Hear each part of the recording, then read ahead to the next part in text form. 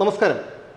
കഴിഞ്ഞ ദിവസം DNA ന്യൂസിലൂടെ കാന്തല്ലൂർ സ്വാമി ശ്രീ സുനിൽ പരമേശ്വരൻ്റെ ഒരു അഭിമുഖം സംപ്രേഷണം ചെയ്തിരുന്നു. ഇന്ന് സമൂഹം നേരിട്ടുകൊണ്ടിരിക്കുന്ന ചില വിഷയങ്ങളാണ് അതിലൂടെ പ്രതിപാദിച്ചത്. ഈ അഭിമുഖം പുറത്തു വന്നതിന് ശേഷം അഭൂതപൂർവമായിട്ടുള്ള പ്രതികരണമാണ് ഞങ്ങൾക്ക് കിട്ടിയത്. ഞങ്ങളുടെ ഓഫീസിലും സ്വാമിക്കുമൊക്കെ നിരവധി ഫോൺ കോളുകളാണ് ഇത് വന്നത്. ഇത് തെളിയിക്കുന്നത് നമ്മുടെ സമൂഹം എത്ര അപകടകരമായ രൂക്ഷമായ ഒരു കാലഘട്ടത്തിലൂടെയാണ് കടന്നു പോകുന്നത് എന്നാണ്. അതിൻ്റെ തെളിവാണ് ഇന്നലെ ബാലരാമപുരത്ത് 2 വയസ്സുകാരിയെ കിണറ്റിൽ എറിഞ്ഞു കൊന്ന അമ്മാവൻ്റെ വിഷയം.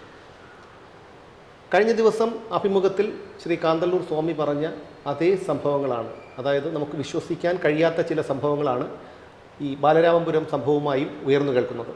നമസ്കാരം സ്വാമി. നമസ്കാരം.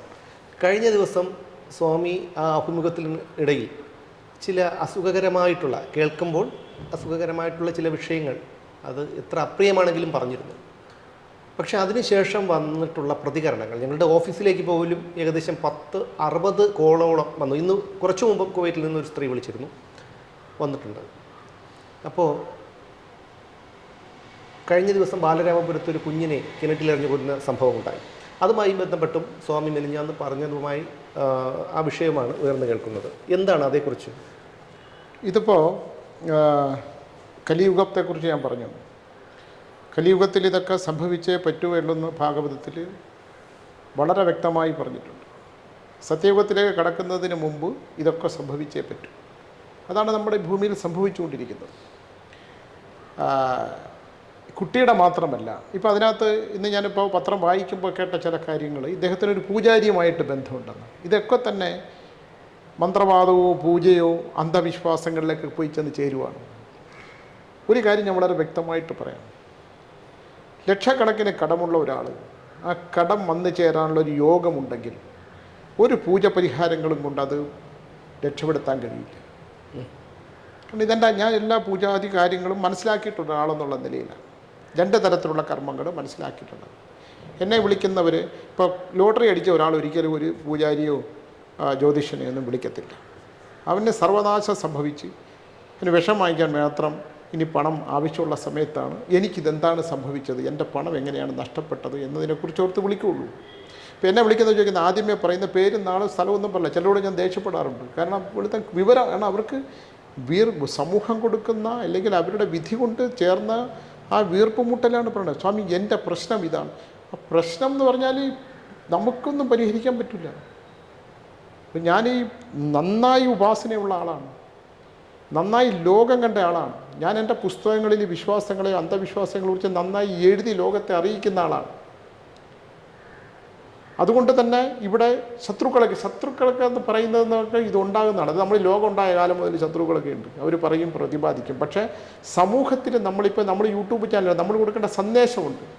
അതെ, നമ്മൾ ഈ വിഷയം എന്തിനാണ് അവതരിപ്പിക്കുന്നത്? ഇത് നിങ്ങളിതാ സംഭവിക്കാൻ പോകുന്നത് പൂർണ്ണമായ ഒരു ദാമ്പത്യമൊന്നും ഞാൻ ഒരിടത്തും കണ്ടിട്ടില്ല. ഒരു ദാമ്പത്യത്തിൽ പൂർണ്ണതയില്ല. ഒരാൾ ജനിച്ചാൽ അവൻ വളർന്ന്, ഞാനത് എഴുതിയിട്ടുണ്ട്. ശൈശവത്തിൽ മുലപ്പാലും, ബാല്യത്തിൽ കളിപ്പാട്ടങ്ങളും, യൗവനത്തിൽ സ്വപ്നങ്ങളും, ശൈശവ ബാല്യ കൗമാരത്തിൽ സ്വപ്നങ്ങളും, യൗവനത്തിൽ കാമവും, വാർദ്ധക്യത്തിൽ മരണചിന്തയും, മരണാനന്തര ജീവിതവും. ഇതൊക്കെ ഒരു പ്രോസസ്സാണ്. ഈ പ്രോസസ്സിൽ ഒരിടത്തും ധനമുള്ളവൻ അവൻ്റെ അടുത്ത തലമുറ എല്ലാവർക്കും ഒരു പീരീഡാണ് ദൈവം കൊടുക്കുന്നത്. നിനക്കൊരു നല്ല സമയം, നിൻ്റെ സത്കർമ്മങ്ങൾ ചെയ്ത് നിനക്ക് സമാധാനവും ശാന്തിയും കിട്ടുവാണെങ്കിൽ നിനക്കും നിൻ്റെ സന്താനങ്ങൾക്കും ഇത് അനുഭവിക്കാൻ പറ്റും. നമ്മൾ വമ്പൻ വ്യവസായികൾ തളർന്ന കഥകൾ നമ്മൾ കേട്ടിട്ടുണ്ട്. കാരണം സത്കർമ്മങ്ങളിലൂടെയല്ല യാത്ര. ഒരു കാര്യം ഞാൻ പറയാൻ ആഗ്രഹിക്കുന്നത്, ഞാൻ ഉഗ്രമൂർത്തിയെ വാർത്താളിയും ബഹളാമുഖിയും ചിന്നമസ്തയൊക്കെ എൻ്റെ അമ്പലമാണ്. അവിടെ കയറിയൊക്കെ ആൾക്കാർ അതിക്രമം കാണിച്ചിട്ടുണ്ടെങ്കിൽ അവർക്ക് ദൈവം കൊടുത്തോട്ടെന്ന് ഞാൻ വിചാരിച്ചോളൂ. ഈ ശക്തമായിട്ടുള്ള ദൈവിക സാന്നിധ്യങ്ങളുടെ ഒരു ശക്തിയുണ്ട് ഈ സമൂഹത്തിൽ. ദുഷ്ടപ്രവൃത്തികൾ ചെയ്തിട്ട് വന്നിട്ട് ഒരു പരിഹാരം ചെയ്ത് കൊടുക്കാൻ പറഞ്ഞാൽ അത് ഫലിക്കത്തില്ല. സത്യസന്ധനായി ജീവിക്കുന്ന ഒരാളെ നശിപ്പിക്കാൻ മറ്റൊരാൾ എന്തെങ്കിലും ചെയ്താൽ ആ ചെയ്യുന്നവനും ചെയ്തവനുമൊക്കെ നശിച്ച് നാമാവിശേഷമായി പോകുന്നതാണ് എൻ്റെ മുമ്പിലുള്ളത്. അങ്ങനെയാണെങ്കിൽ ഈ ശത്രുക്കളെ ദോഷപ്പെടുത്താനായിട്ട് പലരും ഈ ദുർമന്ത്രവാദമൊക്കെ ചെയ്യുമെന്ന് പറയുന്നു. അത് ഈ നന്നായിട്ട് ജീവിക്കുന്ന അല്ലെങ്കിൽ നന്മകൾ ചെയ്ത് ജീവിക്കുന്ന ആ വ്യക്തിയിൽ ഫലിക്കുമോ? അതിൻ്റെ 6 വരും. കാരണം എല്ലാ മന്ത്രതന്ത്രാദികൾക്കും ഒരു ശക്തി ഇല്ലയെന്ന് ഞാൻ പറയാൻ പറ്റില്ല. ഒരു ശക്തിയുണ്ട്. പക്ഷേ ഈ ചെയ്യാൻ പോകുന്നവന് ഇപ്പം കണ്ണിൽ കൊള്ളേണ്ടത് പിരുകത്തിൽ കൊണ്ടുപോകും. പക്ഷേ ചെയ്തവനും ഉന്നമിക്കുന്നവനും സർവനാശമാണ്. അവൻ്റെ മൂന്നാമത്തെ തലമുറ ഇല്ല. അതായത് താൽക്കാലികമാണ്. അത്രയാണ്. കാരണം അതുപോലും താൽക്കാലികമാണെങ്കിൽ മറ്റവനെ ഈ ഒരു സങ്കല്പം, ദൈവം എന്ന് പറയുന്നൊരു സങ്കല്പം രക്ഷപ്പെടുത്തും. അതങ്ങനെയാണ്. ഇപ്പോൾ ഞാൻ പല വീടുകളിലും പറഞ്ഞിട്ടുണ്ട്, രാവിലെ എല്ലാ അമ്പലങ്ങളിലും പോയി കുറിയിട്ട് വൈകുന്നേരം ജാലകമ്പളത്തിൽ കൊണ്ട് പലിശയ്ക്ക് കൊടുത്തവനെ ഒരു കാലത്തും ദൈവം അനുഗ്രഹിക്കില്ല. അവൻ്റെ കുലം തീർന്നു പോകും. പലിശയ്ക്ക് കൊടുക്കുന്ന ഒരാളും രക്ഷപ്പെടില്ല 100%. നമ്മുടെ മുമ്പ് നിങ്ങൾ എടുത്തു നോക്കണം. എൻ്റെ ഒരുപാട് ഞാനിത് പരസ്യമായിട്ട് പറയാനുള്ളതാണ്. ഒരുപാട് ഉദാഹരണങ്ങളാണ്. നമ്മൾ അധ്വാനിച്ച് കഷ്ടപ്പെട്ട് കിട്ടുന്ന ആ വിഹിതത്തിൽ നിന്ന് കിട്ടുന്ന സമാധാനവും ശാന്തിയും, അമിതമായ സമ്പത്തും, മറ്റുള്ളവരെ പറ്റിച്ചും, ഇപ്പോൾ യൂട്യൂബ് ചാനലുകൾ എന്തെല്ലാം പറഞ്ഞ് പൈസ ഉണ്ടാക്കുന്നുണ്ട് ഇല്ലേ, ബ്ലാക്ക് മെയിൽ ചെയ്ത് പൈസ ഉണ്ടാക്കുന്നുണ്ട് ഇഷ്ടംപോലെ. ഒരാളും രക്ഷപ്പെടില്ല. അവൻ്റെ തലമുറ വംശനാശമാണ്, വംശം കാണില്ല. അപ്പോൾ ഞാൻ വിഷയത്തിലേക്ക് വരാം. ഇപ്പോൾ ഇന്നലെ അയാൾ ആ സഹോദരിയുമായിട്ടുള്ള ഇല്ലീഗലായിട്ടുള്ള റിലേഷൻഷിപ്പ് ഉണ്ടായി. അവൻ 100% അയാൾ മാനസികമായി തകരാറുള്ള ആളാണ്. അവൻ്റെ മുഖലക്ഷണം ഞാൻ ഒരിക്കലും നോക്കിയുള്ളൂ. മുഖലക്ഷണം അവന് ലക്ഷണശാസ്ത്രത്തിൽ പറയുന്ന ഒരു മനോരോഗിക്കുണ്ടാകുന്ന എല്ലാ ലക്ഷണവും അദ്ദേഹത്തിനുണ്ട്. അദ്ദേഹത്തിൻ്റെ മനോരോഗിയാണ് വർക്ക് ചെയ്തത്. അദ്ദേഹത്തിൻ്റെ ഭർത്താവ് വരുമ്പോൾ താൻ ഇഷ്ടപ്പെടുന്ന സ്ത്രീ, അത് സഹോദരിയാവട്ടെ ആരോ ആവട്ടെ, ആ സഹോദരിയുടെ മുറിയിലേക്ക് സ്വന്തം ഭർത്താവ് കയറിപ്പോകുന്ന, അവരുടെ സ്വന്തം ഭർത്താവ് കയറിപ്പോകുന്ന ഉൾക്കൊള്ളാൻ പറ്റാതെ അവനുണ്ടാകുന്ന മാനസികമായ ഒരു തകരാറ്, അവനിലുണ്ടാക്കിയ ആ ഭീകരമായ വിപത്താണ് കുട്ടിയുടെ നാശത്തിൽ സംഭവിച്ചത്. അവർ തീർന്നില്ലേ? നമ്മളീ പല കൊലപാതകങ്ങളും പിന്നീട് അവൻ അപ്പോഴത്തെ പക വീട്ടാനുള്ളത് തന്നെയാണെന്നാണ് നമ്മുടെ ചരിത്രം നമ്മളെ പഠിപ്പിക്കുന്നത്. പക്ഷെ പക വീട്ടുമ്പോൾ ഈ പക കൊണ്ട് നമ്മുടെ കോശങ്ങൾ നശിക്കും. നമ്മുടെ ശരീരം എന്ന് പറഞ്ഞാൽ 7000 നാഗങ്ങളും 72,000 നാഡീഞരമ്പുകളാണ്.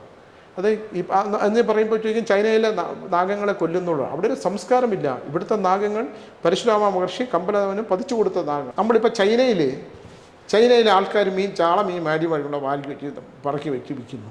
അവിടെ ഭണമില്ല നാഗങ്ങൾക്ക്. ഇവിടെ നമ്മുടെ അങ്ങനെ മുഖമുയർത്തി അവൻ്റെ കണ്ണുകളും അവൻ്റെ നാവും അവൻ്റെ ഭണവും ഇത് മറ്റൊന്നാണ്. നമ്മൾ താരതമ്യം, നമ്മുടെ ഇന്ത്യയുടെ കൾച്ചർ എന്ന് പറയുന്ന ഒരു സംസ്കാരത്തിൻ്റെ ഭാഗമാണ്. എന്താണ് വിദേശികൾ ഇങ്ങോട്ട് വരുന്നത്? നമ്മൾ ഹിമാലയത്തിലെ ഹരിദ്വാറിലും വിഷയോസിലും കേദാറിലൊക്കെ വന്ന അതിൻ്റെ തീരങ്ങളിൽ ഇങ്ങനെ മഹർഷിമാരും വിദേശികളായ വനിതകളും വളരെ ഗഹനമായി ചിന്തിക്കുന്നത് നമുക്ക് കാണാൻ പറ്റും. അങ്ങനത്തെ സംസ്കാരമുള്ള ഭാരതമാണ്. ആ ഭാരതത്തിലെ നാഗങ്ങൾക്ക് ശക്തിയുണ്ട്. ആ ഉറവിടമാണ് മനുഷ്യൻ്റെ ശരീരത്തിലുണ്ടാകുന്നത്. നമ്മുടെ തലച്ചോറിൽ നിന്ന് നിങ്ങൾ സൂക്ഷ്മമായി പരിശോധിച്ചാൽ ഭണങ്ങളാണ്, ബീജങ്ങൾ ഭണങ്ങളാണ്, അത് നാഗങ്ങളാണ്. അതുകൊണ്ടാണ് പൂർവികരായി നമ്മൾ വീടിൻ്റെ തെക്കേ ഭാഗത്ത് കാവുകൾ സൃഷ്ടിച്ചത്. ആ കാവുകളെ എടുത്തുകൊണ്ടുവന്ന് എവിടെയെങ്കിലും കളഞ്ഞ് വീട് വെച്ചാൽ മൂന്നാം തലമുറ ഇല്ല. നിങ്ങൾ ഒരുപാട്, ഞാനിത് പറയുന്നത് എൻ്റെ അനുഭവങ്ങളാണ് പറയുന്നത്. ഇപ്പം വിശ്വാസമുണ്ടോ ഇല്ലയെന്നുള്ളതും ഇനി സ്വാമി ഇരുന്ന് ഇതൊക്കെ പറയുന്നു എന്ന് പറഞ്ഞിട്ട് കുറേ ചീത്തയൊക്കെ പറയാം. പക്ഷേ നിങ്ങൾ ഗഹനമായി ചിന്തിച്ച് നോക്കണം. നമ്മുടെ ഭാരതീയ സംസ്കാരവും നമ്മുടെ കേരളത്തിൻ്റെ സംസ്കാരവും ക്ഷേത്രങ്ങളും രാവിലെ ഈ എന്തിനാണ് സപ്താഹങ്ങളും പ്രഭാഷണമൊക്കെ വയ്ക്കുന്നത്? ഇപ്പോൾ എല്ലായിടത്തും, ഞാൻ ഹിന്ദുത്വത്തിനെ കുറിച്ച് മാത്രമല്ല പറയുന്നത്, എല്ലായിടത്തും ഇത്തരത്തിലുള്ള അനുഭവ സംഗത്തുകൾ ശ്രേഷ്ഠന്മാർ പറഞ്ഞു കൊടുക്കും. അത് ഉൾക്കൊള്ളാം. കാമക്രോധ മോഹാദികളെ കൊണ്ട് മനസ്സിനെ, കാമം ക്രോധം മോഹം എല്ലാം പൂജ്യമാണ്. നിങ്ങൾ ചിന്തിച്ചിട്ടുണ്ടോ? ഞാൻ പറഞ്ഞിട്ടുള്ള വിഷയമാണ്. കാമം ക്രോധം ഭൂമി ഗോളമാണ്, എല്ലാം ഗോളമാണ്. സൂര്യൻ ഗോളമാണ്. ഇത് ഞാൻ പല വീഡിയോയിലും പറഞ്ഞിട്ടുള്ളതാണ്. നിങ്ങളുടെ ജീവിതം പൂജ്യത്തിൽ അവസാനിക്കുന്നതെല്ലാമാണ് നമ്മുടെ വാക്കുകൾ പോലും. ഈ കാമാസക്തമായിട്ടുള്ള മനുഷ്യർ അവൻ്റെ മൂല്യങ്ങൾ മറന്നു പോകുന്നത് കലിയുഗമായതുകൊണ്ടാണ്. അവൻ്റെ ജീവിതം തീർന്നില്ലേ? എത്ര പേരുടെ ജീവിതം കഴിഞ്ഞ ദിവസം പാലക്കാട് വെട്ടിക്കൊന്നത് നമ്മൾ ഡിസ്കസ് ചെയ്ത സാധനം. ഇന്നലെയും കൊട്ടാരക്കരയിൽ 3 പേരെ വെട്ടി പരിക്കേൽപ്പിച്ചു. അപ്പോൾ ഇതൊക്കെ ഇത് സംഭവിക്കുന്നത് കലിയുഗം എന്ന് പറഞ്ഞ് നമ്മളെ മാറ്റി നിർത്താണെങ്കിലും 2 പേരും നശിക്കുവാണ്. ആലോചിക്കണം, 2 പേരും നശിക്കുക. പിന്നെ രണ്ടാമത് എനിക്ക് മനസ്സിലാക്കാൻ പറ്റുള്ള മനുഷ്യൻ്റെ ഈ ആഹാര രീതി ഉണ്ടല്ലോ, ഭക്ഷണ രീതി. ഇപ്പോൾ ഈ ലഹരി എന്ന് പറയുന്നൊരു സാധനം ഇപ്പോൾ വിഭിന്നമായിട്ട് വിദേശത്തു നിന്നൊക്കെ ഇവിടെ വന്നിറങ്ങുന്നതും ഇവിടെ ഉള്ളതുമൊക്കെ ഉണ്ട്. പണ്ടൊക്കെ നമുക്ക് പറയപ്പെടാവുന്ന കാര്യങ്ങളേ ഉള്ളൂ. മനുഷ്യൻ അതിലേക്ക് പോവുകയാണ്. യുവത്വം മുഴുവൻ അതിലേക്ക് പോയിട്ട് നമ്മുടെ ഈ ഭാരതത്തിൻ്റെ, അല്ലെങ്കിൽ ഈ കേരളത്തിൽ എസ്പെഷ്യലി എനിക്ക് മനസ്സിലാക്കാൻ പറ്റുള്ള ഒരുപാട് മാതാപിതാക്കൾ വന്നുള്ള കരയുന്നത് എഞ്ചിനീയറിംഗ് മെഡിസിനും ഡോക്ടേഴ്സും ഒക്കെ ആയിട്ട് പഠിച്ചിട്ട് അവർ ഈ ലഹരി പദാർത്ഥത്തിന് അടിമയായിട്ട് അവർക്ക് ഡെഡായി പോവാണ്. അവരുടെ വികാരങ്ങളെല്ലാം പോവുകയാണ്. ഇത് വംശമില്ലാതാക്കുക. ഇതൊന്നും നമുക്ക് ഒരാളുടെ അടുത്ത് പറഞ്ഞു കൊടുത്ത് മാറ്റാൻ പറ്റില്ല. അങ്ങ് പറഞ്ഞതുപോലെ മറ്റേ ഈ സർപ്പകോപം നാഗങ്ങളെക്കുറിച്ച് പറഞ്ഞു. ഈ സർപ്പകോപം ഉള്ളത് കൊണ്ട് അവരുടെ ഒരു കുലം മുടിയുമെന്നും അല്ലെങ്കിൽ സന്താന ഭാഗ്യം ഇല്ലാതാകുമെന്നൊക്കെ പറഞ്ഞു ആ ഒരു വിശ്വാസം നമുക്കിടയിലുണ്ട്. അത് എത്രത്തോളം സത്യമാണ്? 100% സത്യമാണ്. കാരണം നമ്മുടെ ശരീരം നാഗനിർമ്മിതം. എല്ലാം ഹോർമോൺസ് എന്ന് ഈ പറയുന്നതെല്ലാം XY ക്രോമസോമുകളെ കുറിച്ച് പറയുന്നതും ഈ ശരീരത്തിൻ്റെ ശാസ്ത്രം പറയുന്നതെല്ലാം എന്തിനാണ് മെഡിക്കൽ സയൻസ് ഇങ്ങനെ നാഗങ്ങളെ ഇങ്ങനെ വെച്ചേക്കുന്നത്? എന്തിനാണ്? മെഡിക്കൽ സയൻസിൻ്റെ എംബ്ലം എന്താണ്? ഇണനാഗങ്ങൾ. ആ ഇണനാഗങ്ങളുണ്ടായി ബ്രസീലിലെന്നാണ് എൻ്റെ ഓർമ്മ, എത്ര കൃത്യമാണെന്ന് അറിഞ്ഞുകൂടാ. അവിടെ ഒരു പുഴയിലെ വെള്ളം കുടിച്ചാൽ രോഗശമനം ഉണ്ടാവും. അപ്പോൾ പരീക്ഷണങ്ങൾ തെളിഞ്ഞു അവിടെ ഒരുപാട് നാഗങ്ങളുണ്ടായിട്ടാണ്. അപ്പം നാഗം പ്രകൃതിയുടെ സമ്പത്താണ്. ഇപ്പോൾ നമ്മൾ ആദവും അവയിലും പിന്നെ ചെകുത്താനായിട്ടാണ് ആപ്പിൾ കൊണ്ട് കൊടുത്ത് മനുഷ്യനെ സൃഷ്ടിച്ചെങ്കിലും മനുഷ്യൻ്റെ സൃഷ്ടിക്ക് കാരണമായത് നാഗമാണ്. അതെ. അപ്പോൾ നാഗത്തിന് ശക്തിയുണ്ട്. അവൻ ചെകുത്താൻ തന്നെ ആയിട്ടോ. പല വിഭിന്നമായ അഭിപ്രായങ്ങളൊക്കെ ഇതിനകത്ത് ഇപ്പോഴും ഒരുപാടുണ്ട്. പിന്നെ പാമ്പ് കൊത്തും എന്ന് പറഞ്ഞാൽ 100% കൊത്തും. ഞാനൊരു ഉദാഹരണം പറയാം, ഞാൻ പറഞ്ഞിട്ടുള്ളതാണ്. ഇപ്പോൾ എൻ്റെ വീഡിയോസ് ഉണ്ട്. ഒരാളെന്നെ കാണാമോ? അപ്പോൾ ഫലം പറഞ്ഞുകൊണ്ടിരിക്കുന്നതുകൊണ്ട് ഞാൻ പറഞ്ഞു ഇയാൾ ഇറങ്ങി പുറത്ത് നിൽക്കുക. അല്ല സ്വാമി എനിക്കിപ്പോൾ പോകണം. അപ്പോൾ അയാളെ ഭാഷയിൽ നിന്ന് എനിക്ക് മനസ്സിലായി ഇദ്ദേഹം തമിഴ് സംസ്കാരത്തിൽപ്പെട്ട ആളാണ്. അപ്പോൾ പറഞ്ഞു സ്വാമി എനിക്ക് പോകണം, എന്നെ ഒന്ന് നോക്കണം എന്ന് പറഞ്ഞു. അപ്പോൾ ഞാൻ ഈ ആളിനോട് അയാളുടെ വിപ്രാളമൊക്കെ കണ്ടപ്പോൾ ഞാൻ പറഞ്ഞു അങ്ങോട്ട് ഇരിക്കാൻ പറഞ്ഞു. ഇയാൾ അവിടെ പിടിച്ചിരുത്തി. ഇപ്പോഴും ഉണ്ട് കേട്ടോ ആൾ. അപ്പോൾ അദ്ദേഹം പറഞ്ഞു സ്വാമി എൻ്റെ വീടിൻ്റെ താഴെ ഒരു പാമ്പിരിപ്പുണ്ട്. ഞാൻ മുറിയിലേക്ക് കയറുമ്പോൾ എൻ്റെ സൈഡിൽ ഒരു നാഗം ഇരിക്കണം. ഇപ്പോൾ ഈ വിഷയം ഞാൻ പല വീഡിയോകളിലും പറഞ്ഞിട്ടുള്ളതാണ്. നമ്മൾ ഇവിടെ ഒരു അനുചിതമായി വന്നതുകൊണ്ട് ഞാൻ പറയുന്നതാണ്.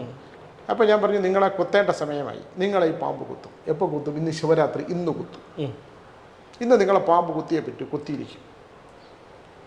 അപ്പോൾ അദ്ദേഹം പറഞ്ഞു അപ്പോൾ എന്തു ചെയ്യും? നിങ്ങൾ കഴിഞ്ഞ ജന്മം കുമാരകോവിലിൻ്റെ വാച്ചറായിരുന്നു, കാവൽക്കാരനായിരുന്നു. അന്ന് നിങ്ങളൊരു പാമ്പിനെ അടിച്ചു വന്നിട്ടുണ്ട്.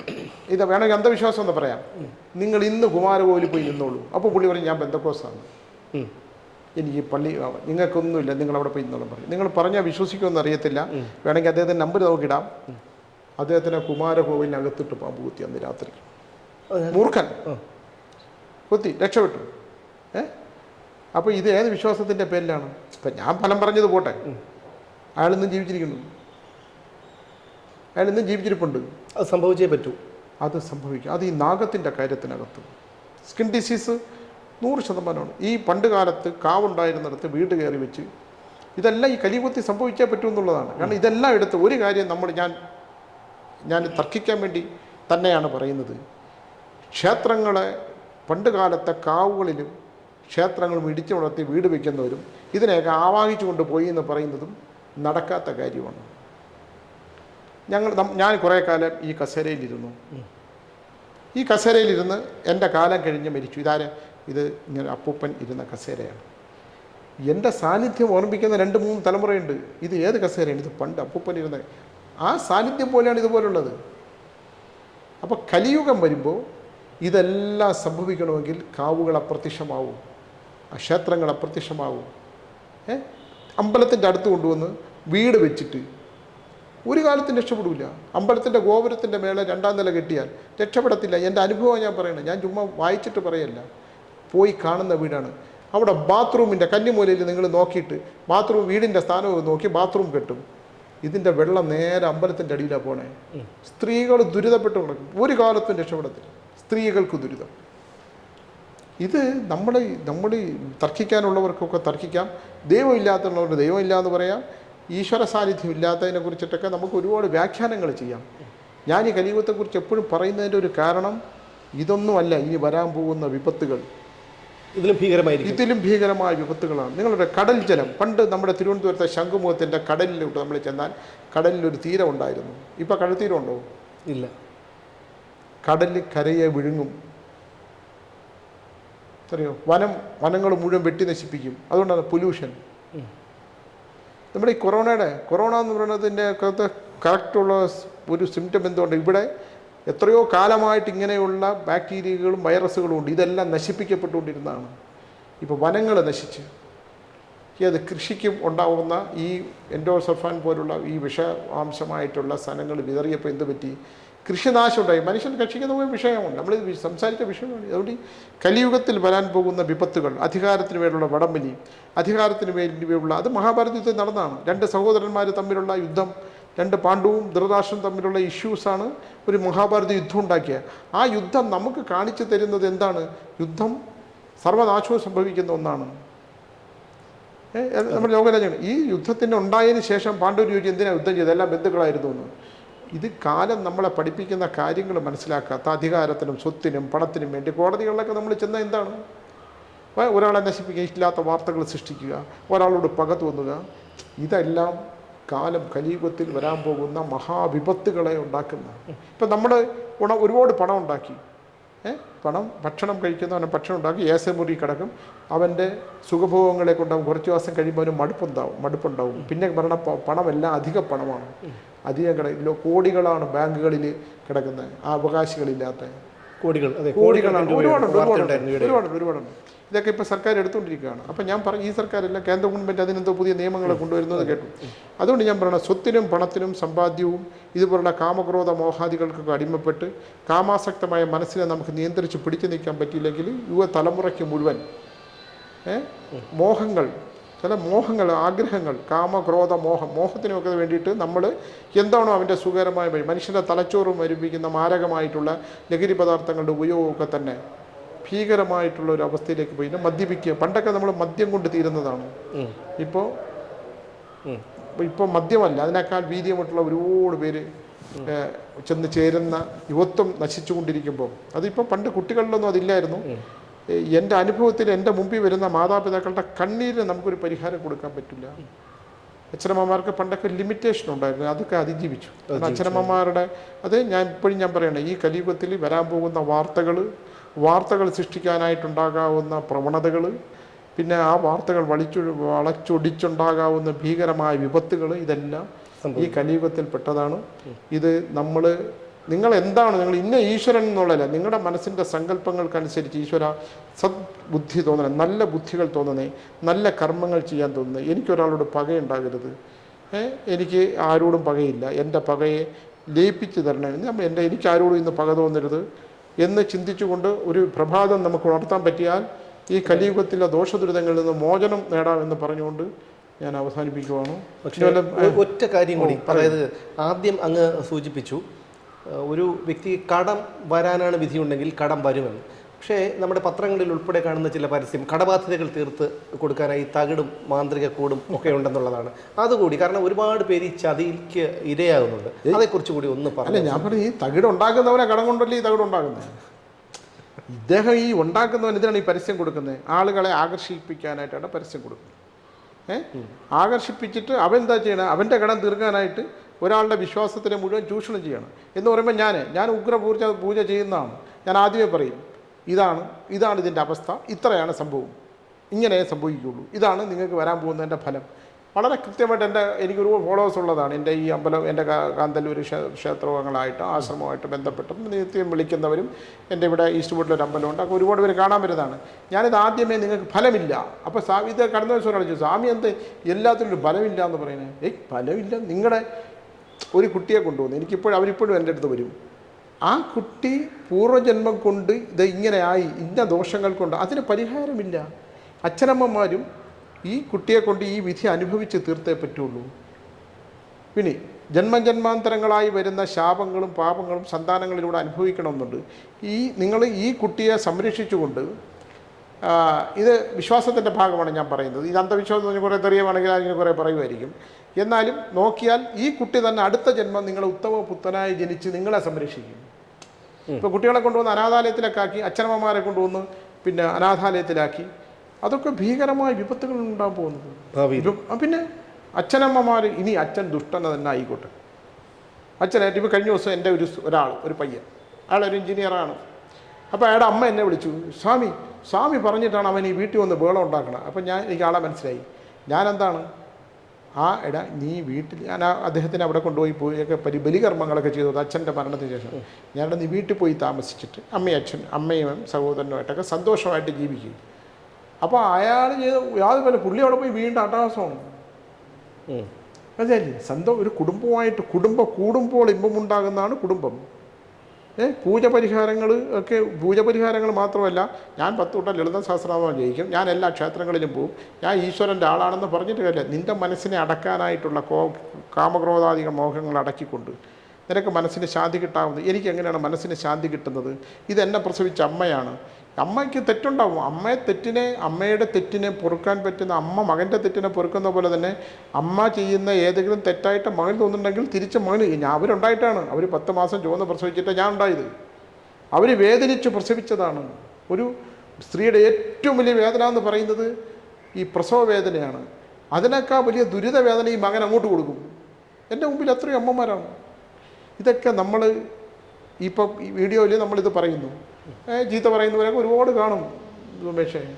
പക്ഷേ നമുക്ക് ഒരു മെസ്സേജെങ്കിലും ഒരു വീഡിയോയിലൂടെ പറഞ്ഞു കൊടുക്കാൻ പറ്റിയാൽ നീ ഒന്ന് ചിന്തിക്കൂ. തീർച്ചയായിട്ടും നീ ചിന്തിക്കൂ. ഞാൻ ഇവിടെ ഒന്ന് കുറേ വേദങ്ങളും ഉപനിഷത്തുകളും പറഞ്ഞിട്ട് പോയിട്ട് ഒരു കാര്യമില്ല. നിങ്ങളിന്ന് ചിന്തിച്ച് നോക്കൂ, നിങ്ങൾ ഏത് വഴിക്കാണ്. ഞാൻ ഇന്നലെ വരെ എങ്ങനെയാണ് ജീവിച്ചത്? ഇന്നലെ ജീവിച്ച് ഞാൻ എവിടെയാണ് വന്ന് നിൽക്കുന്നത്? നാളെ ഞാൻ എങ്ങനെ ജീവിക്കണം? ഞാൻ യാത്ര ചെയ്യുന്ന വഴി ശരിയാണോ എന്ന് ചിന്തിച്ച ഒരു യുവത്വം നമുക്കില്ലെങ്കിൽ നിങ്ങൾ ശൈശവ, ബാല്യ, കൗമാരം, യൗവനം, വാർദ്ധക്യം, മരണം വളരെ ഭീകരമായ അവസ്ഥയിലേക്ക് പോകും എന്ന് പറയാനാണ് എൻ്റെ അനുഭവം കൊണ്ട് എനിക്കുള്ളത്. ശരി, ഓക്കെ, ശരി, നമസ്കാരം. ഓരോ ജീവിതവും ഓരോ കഥകളാണ്, വേറിട്ട കഥകളുടെ ഒരു കൂട്ടായ്മ. വേണമെങ്കിൽ നമുക്കതിനെ ഒരു നോവലെന്ന് പേരിടാം. അതുപോലൊരു നോവലല്ലേ നിങ്ങളുടെ ജീവിതവും? എന്താ, ശരിയല്ലേ? നിങ്ങളുടെ അനുഭവങ്ങൾ, കഥകൾ എന്തുമായിക്കൊള്ളട്ടെ, അത് കേൾക്കാൻ DNA ന്യൂസിലൂടെ ഞാൻ എത്തുന്നു. കഥ പോലൊരു ജീവിതം, അതിനായി ഞാൻ നിങ്ങൾക്ക് വേണ്ടി കാത്തിരിക്കുന്നു. നമുക്ക് ഒന്നിച്ച് കാണാം, കുറേ കാര്യങ്ങൾ സംസാരിക്കാം, വേദനകൾ പങ്കിടാം. നിങ്ങളുടെ വിഷയങ്ങൾ, അനുഭവങ്ങൾ അത് ഞങ്ങളെ അറിയിക്കേണ്ട വിലാസം താഴെ കൊടുക്കുന്നു.